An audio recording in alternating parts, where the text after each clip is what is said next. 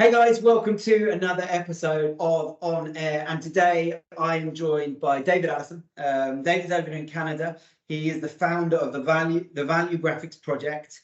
And today we're going to be talking about how traditional views on demographics and psychographics are failing us.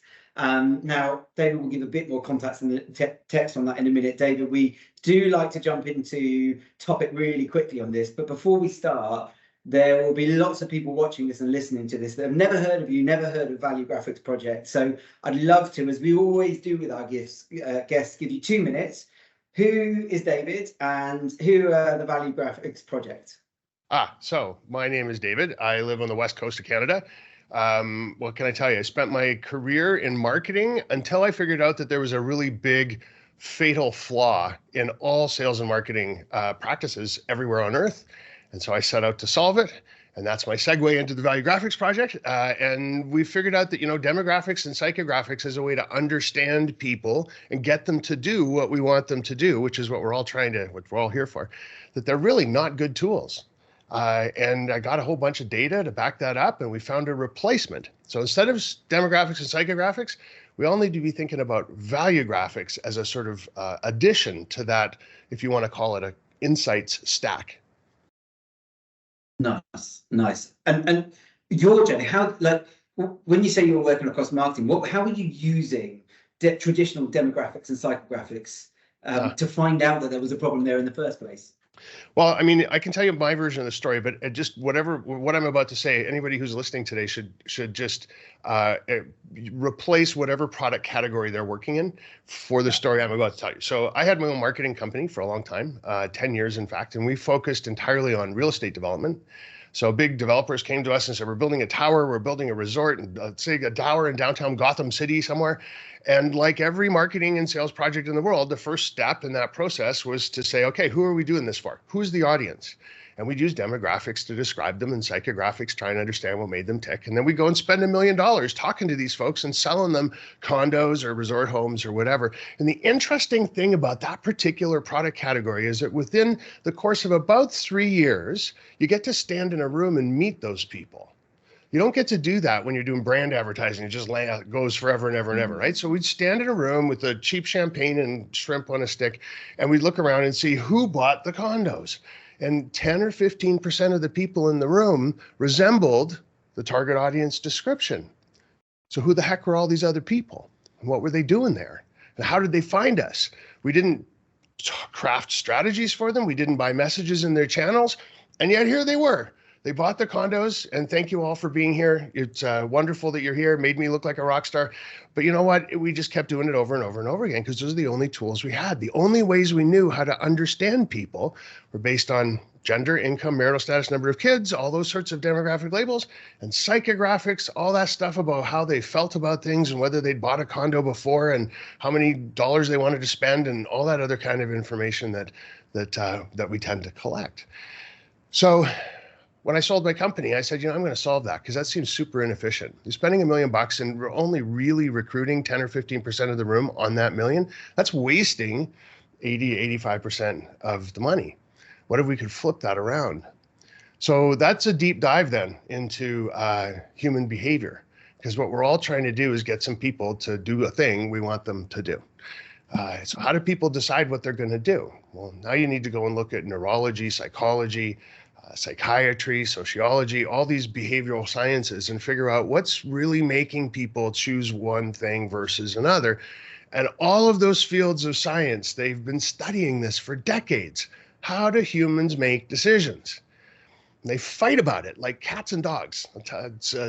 You start diving into that whole bunch of reading, it's amazing what you'll find. But they do agree about one thing, one core principle, that our core values, what we value as a human, is the only way that our brains know how to choose door A versus door B. In fact, there's a little piece inside our prefrontal cortex called the insula, little dangly piece of brain meat in there. And its only job is to figure out door A versus door B. And it only uses one set of filters to take a look at everything that you got in front of it. Like a CEO, here's all this incoming data. What am I going to do here? I'm going to tell this guy to go down door, that street or that street, choose this person to marry or that person, this job, this can of soup, that can of soup. Every decision in our life comes from our core values. Values alignment is what humans are seeking all day long. What can I get in my life that's aligned with my values? So if we could bottle that and figure out how to use that piece of information to understand an entire target audience, well, then we'd have the secret weapon of every marketing and sales guy's dreams. And so that's what we did. So 750,000 long form surveys and counting now, getting closer and closer to 1 million. Can't wait till I get to announce that day. Team of translators, 152 languages. We're accurate in 180 countries. We've built the world's first global record of what everyone's values are for the entire planet. We know what motivates people to make every decision in their life. And we can tell you with scientific precision, your target audience will respond if you talk to them about how you're going to give them more of this value and not that one. It's a pretty cool development. It's you layer it on top of demographics and psychographics now, because you still need those tools to do the things they do. But now we also know why people will decide the next thing they're going to decide, which is what we all want to be able to influence. Wow. Okay, so I've got a lot of questions. I don't really know where to start, but I'll start with one, and we can go from there. So right at the end there, you mentioned we still lean into demographics and psychographics and utilize this because they're still relevant. This is about appending against that, adding value. So am I right in thinking that therefore what you're not doing is saying here are a group of people whose values look this way, so we don't need to worry about the fact that their demographics are X or Y or aren't X or Y. What we're saying is that within the people that meet the demographics, here are the ones that are most likely to align and connect to your messaging in some way. Yeah, sure. But you know what? Both answers are correct, because here's what happens. If somebody comes to us and says, listen, we want to understand, so for example, PayPal was one of our clients. PayPal came to us and said, we want to understand why people are choosing PayPal and not some other form of online checkout. So we're able to go out and say, okay, for PayPal users, here's what their values are that are driving them to make that decision. Because remember, humans only make decisions based on their values. So if they're choosing PayPal, that choice is coming from the insula. There's a reason, there's a set of values that they have in common that are getting them to say, that's the one for me. Now, in other cases, people come to us and say, we think this is our target audience. Let's find out what their values are. And we go out and go, well, you know what? Yeah, that is your target audience. But if you stop looking at them with demographic goggles on, there's actually a lot more people who are interested in your product who have the same values. You know, a famous example, I don't know how famous it is where you're from, but where I'm from, about 4 years ago, there was a diet company that started doing a ton of advertising. They were called Noom, Noom. So they were like out there being noisy and loud. There's a brand new way to think about dieting. It's a dieting app that's going to change your life, and it's for millennials. I was like, wow, why would it just be for millennials? Why are you limiting yourself like that? And I actually wrote a blog about it. It was like, you guys are being silly. Like, why is this just for millennials? What are you doing? And so sure enough, not that they listened to me, but somehow magically a couple of years later, they've stopped saying they're just for millennials, and they've started saying we're a behavioral science app that'll teach anybody who's interested in dieting and how they can use behavioral science techniques to get to the goals they're looking to get to.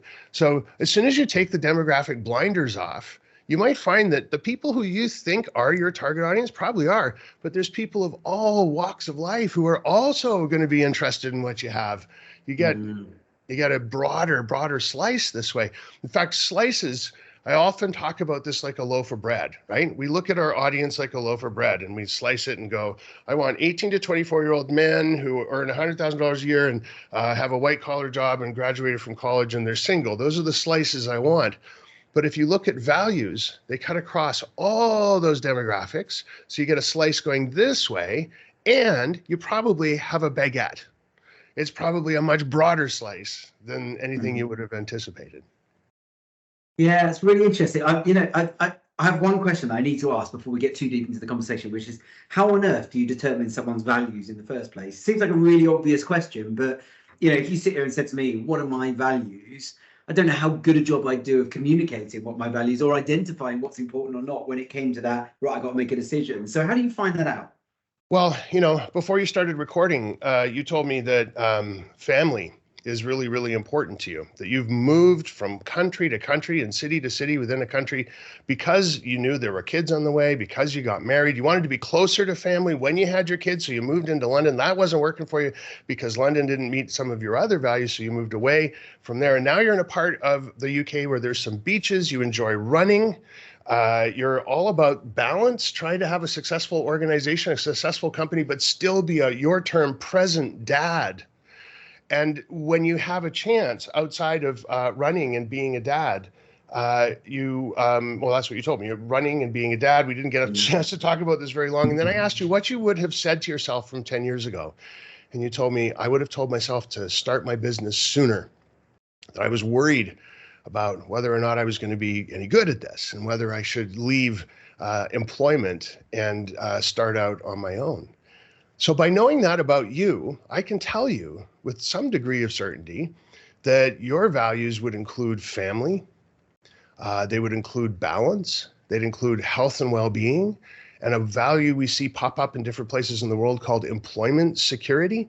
I'm going to also guess, I'm going out on a bit of a limb here, that wealth is a value for you. And it doesn't mean that you want to, have a private jet, but you're watching the bank balance, you're being fiscally responsible and making sure that you're making smart investments and doing the right thing with your money. And I'm also going to say that because you have a podcast, there's a streak of creativity going through you. Despite what you do is not necessarily labeled as a creative occupation, the way you choose to express it shows that there's some creativity. So if I know all those things about you, I don't give a darn whether you're male, female, black, white, gay, straight, young, old, rich, poor, married, single. That's the stuff I need to know in order to sell you something. The rest of it doesn't really matter.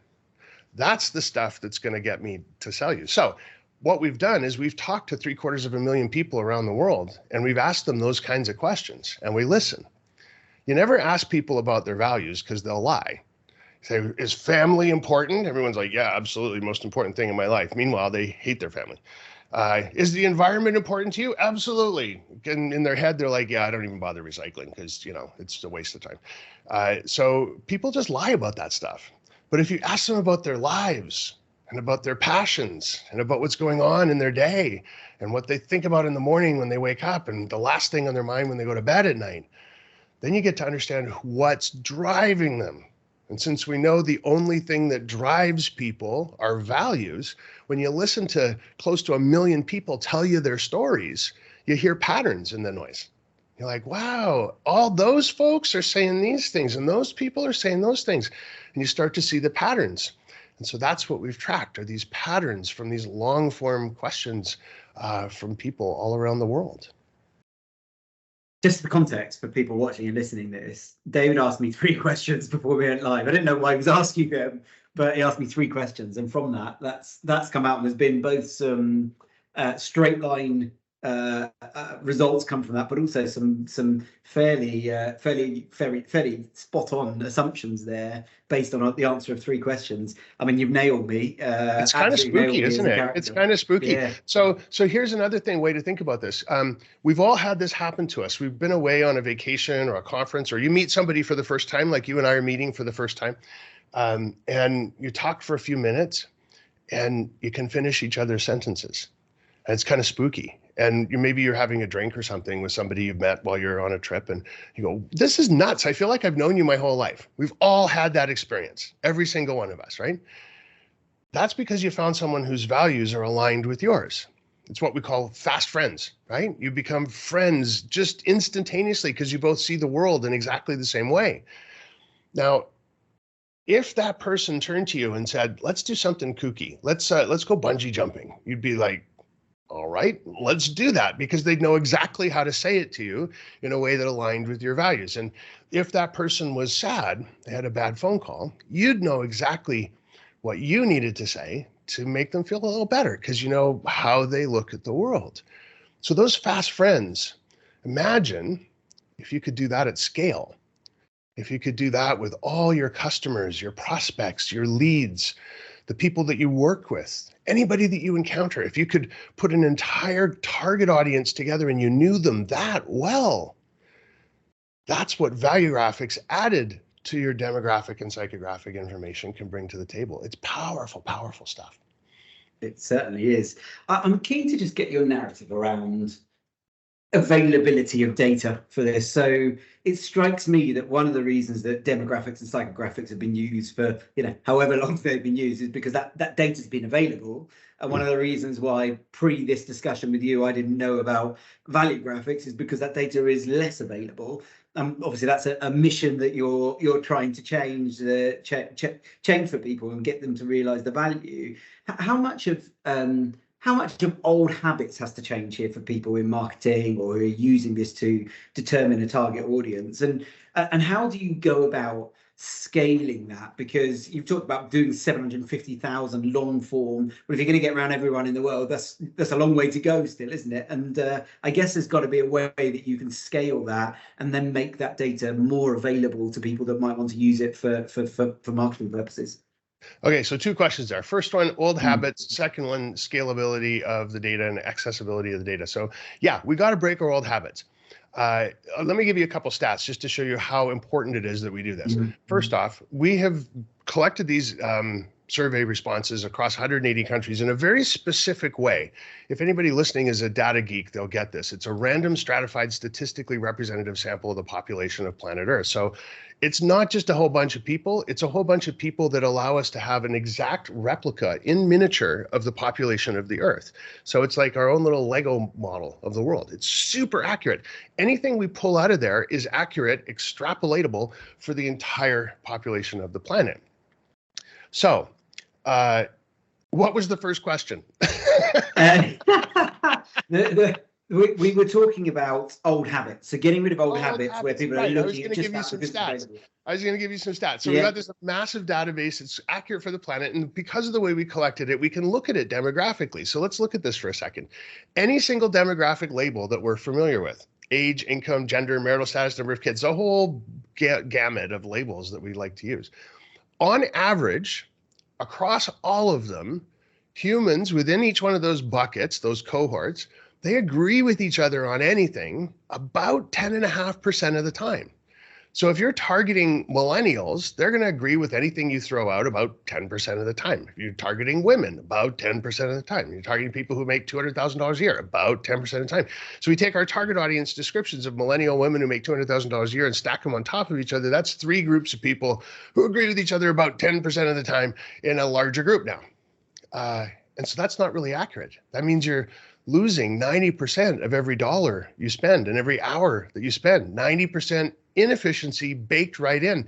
Back to my opening story, the people in the room who showed up when I had those marketing efforts that we put together for condo developers, 10% of them in the room, 10 or 15% resembled the target audience description. Here's that number coming up again. 10% will react. Here's the other stat to remember. All of us, the entire planet, this incredibly accurate little data set we've put together, we all agree with each other just because we're upright and breathing today about 8% of the time. So there's about a 2.5% differential between saying whatever the heck you want and not worrying about targeting at all and using demographics to try and understand your target audience. It's about 2.5% better. This is why when we send out a direct marketing campaign through email or whatever other channels we're using, we get a 2.5%, 3% response rate. We're like, whoa, we hit the jackpot. We got a 3%. That's amazing. That's a 97% fail. And we're excited by it. It's because we're using the wrong information to target people. And whether you want to change the way you look at people and move off of demographics and psychographics or not, pretty soon, you're not going to have a choice because of all the new data restrictions that are coming into place and what Apple's done recently around restricting data for developers and what's going on in the EU and the UK and very rapidly coming over here into North America around ethics and privacy issues. The regulations are going to make the data go away. Yeah. So value graphics the beautiful thing about values, once you understand the values that are motivating your target audience, they don't change. You don't got to keep buying new stuff. You don't need to keep going out and getting more data and feeding the top of your funnel. You know what people want. So you flip to demand marketing, you flip to demand generation instead of lead generation, and you start trying to find a way to build products and services and brands that people will come to you because you're giving them what they value. This is a better way forward for all of us. It means less junk in the world, less failures with startups, less everything, because we know what buttons we need to push to get people excited about our stuff. And while I'm on that rant, here's the other reason we got to do this. Is the longer we sit around in our boardrooms looking at people and say, okay, well, I got a new group of people we got to try and understand here. Let's get our tools out. We're going to decide whether they're male or female, young or old, rich or poor, black or white, gay or straight, educated at what level, all of those different tools that we use. All we're doing is saying that's the right way to look at people. And we don't mean anything harmful by it, but what we're reinforcing is that demographic labeling is the correct way to understand each other. And if we think that's a problem, we don't think that's a problem, you got to take it to its next step. Because if we reinforce that demographic labeling is the correct way to look at people, and every business in the world is doing it this way, what we're reinforcing is the stereotypes that come along with that. And say, women, my audience is 75% female, so I'm going to do things that women like make it pink, I guess. It's ridiculous, stereotypical thinking. And if you don't think it's happening, go to a toy store and look at the blue toys and the pink toys. It's happening all around us every day, and not just around gender, but around everything. So my point is, demographic dominance in our boardrooms is fueling the fires of sexism and ageism and racism and homophobia and all the other social issues that we're grappling with that are demographically fueled. They'll start to get better. Not going to go away, but they're going to start to, the volume can be turned down if we just get over ourselves and realize that what's important about other people isn't what they look like on the outside, it's what's in their hearts. That's how we should be looking at people. I want to get to a place where people sit around in boardrooms and go, who are we doing this for? We're doing this for people who are driven by their family, and they have an innate streak of creativity, and they really spend time thinking about their own health and wellness. Those are the people we're doing this for. That's a way better conversation for us to have in boardrooms around the world. So you know what? This is 8 times more effective to use values in addition to demographics and psychographics. Gives you an 8x boost on every dollar and every hour that you spend. And it can also help us all feel like we're doing something important, that we're making the world a little bit of a better place. And we don't get, as marketers and sales guys, we don't get that twofer very often, where we get to do well and do good. So I'm on a mission to see if we can't get everybody to start realizing that we're all the same on the inside. We're all values driven, and that's a much healthier and more productive and more profitable way to think about each other. Yeah, I could listen to you talk about this all day. So just, I guess in my brain, I'm trying to think about how do we use value graphics then? So with demographics, I can go and build a list of people that look a certain way, that behave a certain way, because that information is publicly available, right? Are they a VP of sales that's been in the role for 10 months or 10 years? Are they male? Are they, except that we can do that because it's visual, it's data that's available to us on the most part. With value graphics, it's within, right? You said it's within, it's in people's hearts, it's in them as a human being. How do we use value graphics? So it feels like it's more to do with the way that we put our message out to market, the way that we talk about what we do and how we do, and that brings people to us, versus where we might use demographics in that way as well, but we would also use it in a more direct way, where we go out and target people based on what they do or where they live or whatever it might be. And we're saying actually we might need to move away from that towards creating demands through our messaging and the things that we talk about that are important to us, and then people come to us. Yeah, here's the thing. I'm going to go back to the beginning of your question.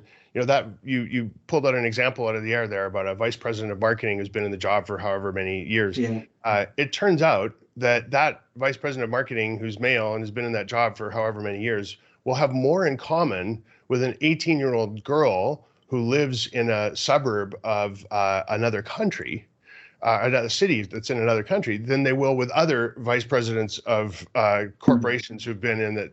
It has nothing to do with our demographics. So we have to abandon the idea that that's telling us anything useful other than perhaps how to target people. So demographics are still a great way to put a fence around a group of people. This is where I always reach for my reading glasses, because these are not going to sell to 16-year-olds.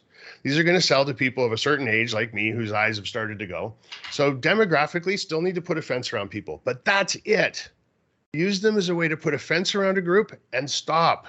Don't think that you know who they are now. All you know is what they are. Psychographics.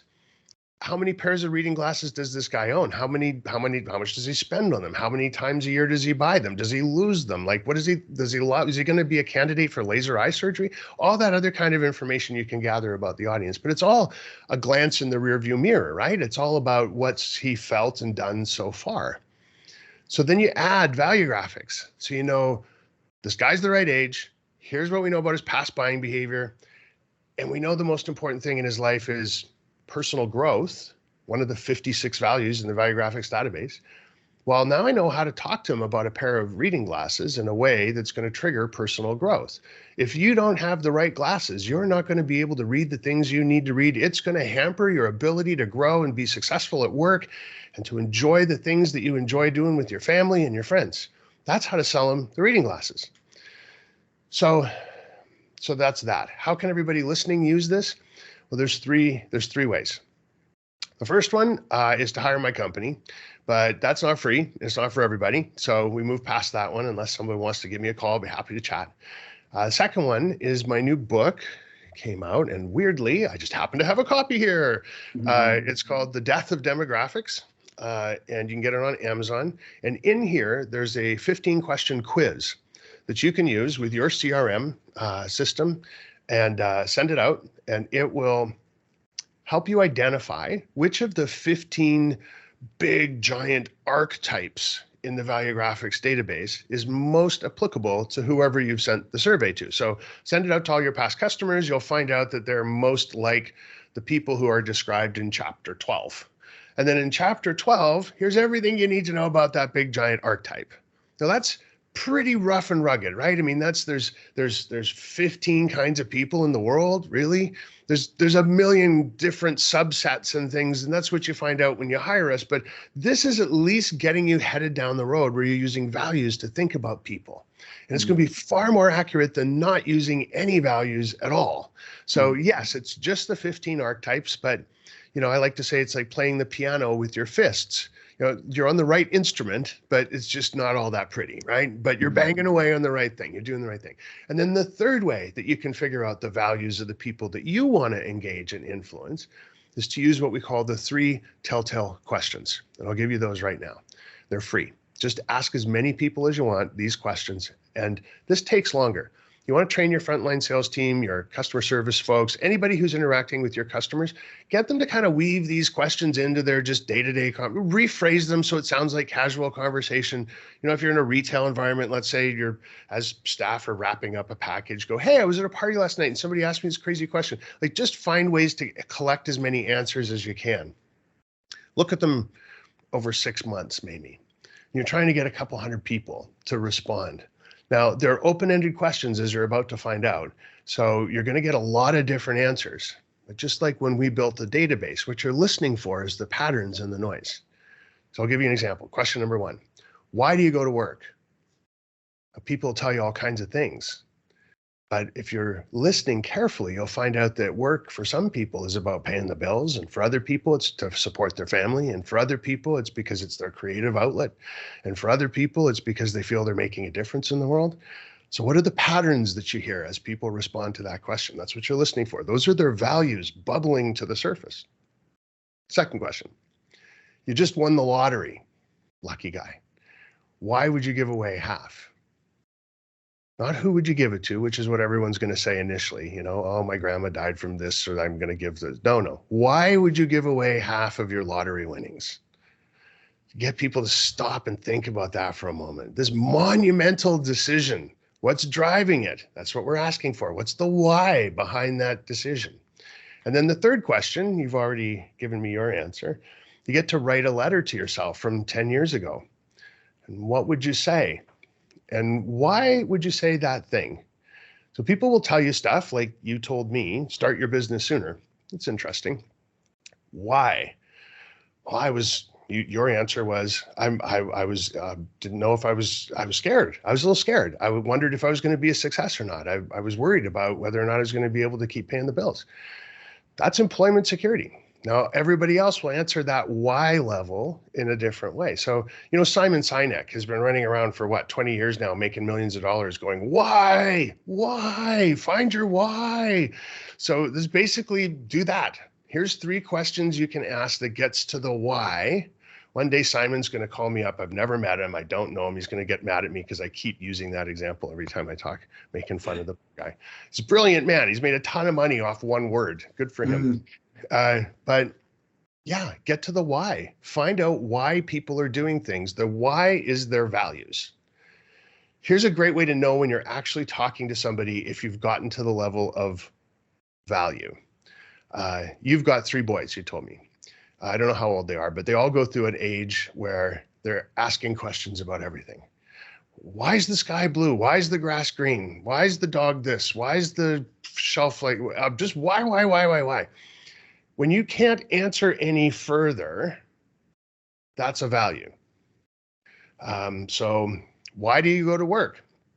Well, because, my boss expects me to go. Well, why? But why?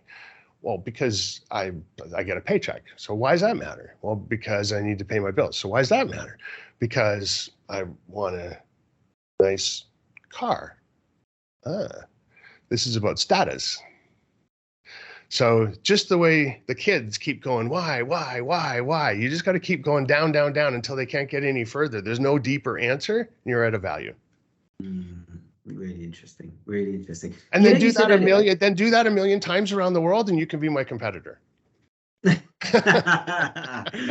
that. You said earlier, and you keep doing something which all good podcast guests do, but not many. Which is answer my questions before I get to ask them, which is great. So there's something in that. But I was going to ask around the number of values, because obviously the more data points there are, the harder it gets. And then I think I wrote it down. I think you said there are 56 values, 56 core values that you've identified. I just wonder if maybe you could give us a flavor of some of the most common ones that you see, or some of the ones that stand out for you. Yeah, so this is amazing. We didn't go into this with any preconceived notion. As I talked about earlier, you don't go out and ask people about their values because they're going to lie. So you don't have a list. You go out and you just talk to people about what's going on. And, over here in North America, I'm not sure if it's happening for you yet. Some people I talk to in the UK say that this is a thing now, and not so much others. But Halloween, kids go out and get candy from the neighbors, right? So here I grew up, you come home, you got a big pillowcase full of candy. And first thing you do is you dump it out on the dining room table and you start putting it into piles. You're like, okay, there's chocolate bars. I love those houses. And then there's the mini chocolate bars. I almost love them. They didn't give me the full-size chocolate bars. And then there's the lollipops and the bubble gum and the single-wrapped candies, the cheap bastards who just gave us a little tiny candy. But you put them in piles based on what you see. So when we did that with all these answers to all these questions from around the world, we dumped the candy on the dining room table. There's 56 piles. There's 56 piles of how people were answering these questions. Values like family, relationships, friendships, belonging.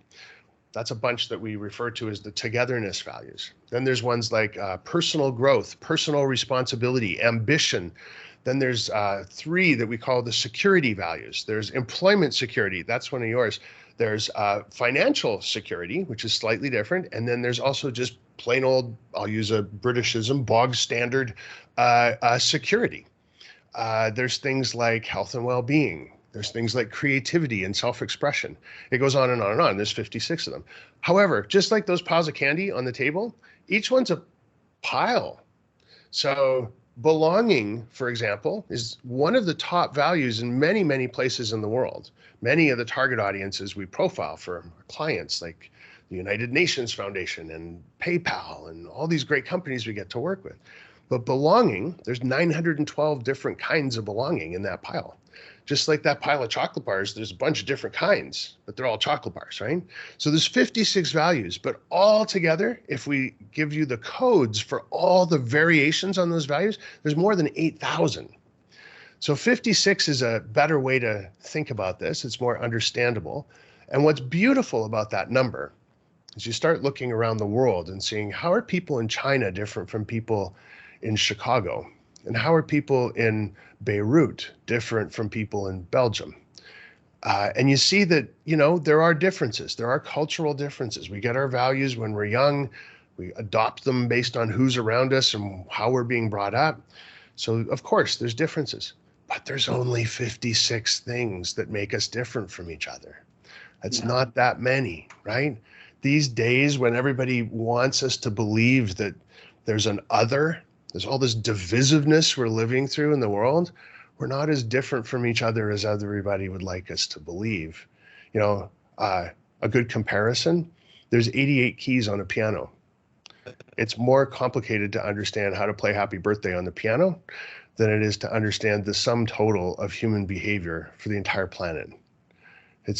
We're all one. We're all one, my friend. We're all one. As you talk through those values, one of the things that came to mind for me, and I promise I'll stop asking questions soon, but I feel like I could ask 1,000. No, please. I really want to understand it. But it's just around how many a person can have, because as you talk through those values, I think as a human, I could sit here and say everything you said there is important to me because they're all framed as positives, right? It's health and well-being. Well, that's important to me. Financial security, employment security, all these things are important to me. Family, there wasn't one thing on there that I went, don't care about that. So is there a point at which you start to say, well, it's about prioritization? It's about which ones do we put at the top above everything else? Is that the way to look at it? Absolutely. So when we report out on a particular profile that we'll do for some group of people, we always show the top 10, because we find after about 10, they start to get down to a percentile that isn't not all that interesting. So there's always it's a pretty standard deviation. There's people who are, you look at an audience of people and we'll say this value holds true for 89% of the audience. And then this one's 80%, and then 70, 60, and 52 and 51. And so you get down to the ones at the bottom that are like 20, 25, 30% of the audience are using that value as a way to process the world. But what's important to understand is that that's a report for the shared values of those people that's driving them. So we understand their GPS system. It's like a school of fish. This whole school of fish is behaving like this. Each individual within that group, they're going to have their own personal, it's like a fingerprint, a value print. But what we're looking at is what are the ones they have in common, so we can use that as a way to understand how this school of fish is going to move next, right? We all have at any given moment, I'm going to say somewhere between 5, 6, 7 values, and you're going to use them to make decisions based on what's going on around you, what kind of situation you find yourself in. You mentioned that you'd moved to London when you knew family was on the way, because you wanted to be close to family. So family got you to go to London. Promise of what family would bring. And then you found that there were other values that were not being met there, and you could not find them so family had to take a second seat because other values became more important and drove you to make a decision to get the heck out of London. So there's a couple of your values. You thought you were chasing the right one, and then it turned out, nope, this other one's way more important to me. So we got to reverse this decision. Yeah, it's interesting. And I think back to your point there, I would imagine, have varying degree of value prioritization depending on what's going on in your life. So I'm envisaging somebody that has financial security as a key value and is really ambitious and career driven and probably quite, I'm imagining a situation quite blinkered, maybe not that focused on home life, or maybe not, whatever might shift if something were to happen to their partner or to one of their kids or to their parents that meant that they had to be more present. They might reconnect with a different value, which might be, I don't know how you label the value, but time with family, freedom of time, that sort of stuff, over earnings, and one is deprioritized as a result of something that happens in life. Yeah, it's very true. You know, a really great example is the largest social science experiment since probably World War II, where the whole world did something at the same time as COVID. Mm-hmm. We all had to change how we spent our days.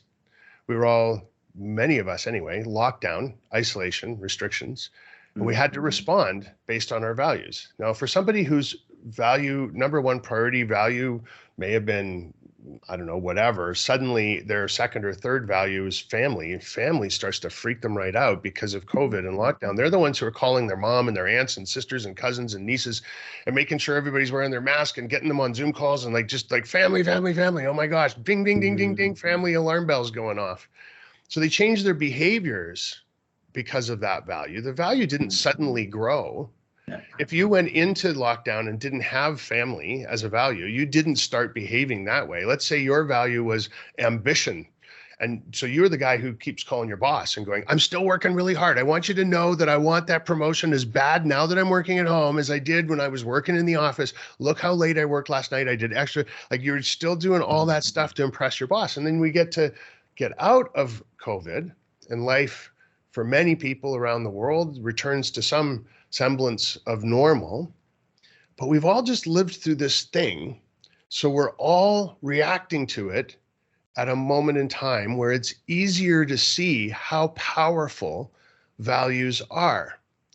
And as a result of that, we see things like quiet quitting and the Great Resignation. And we see the Twitter flare-ups when a company gets caught pretending to be something that they're not.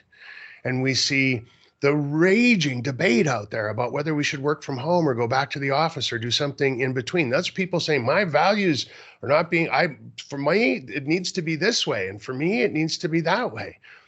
Because it's all happened to us at the same time, companies are standing back right now and going, wow, these values are things, this is an important thing. These values are actually driving what people do. It's always been like this, but it's easier to see because this massive experiment where we're all doing things based on this one input, right?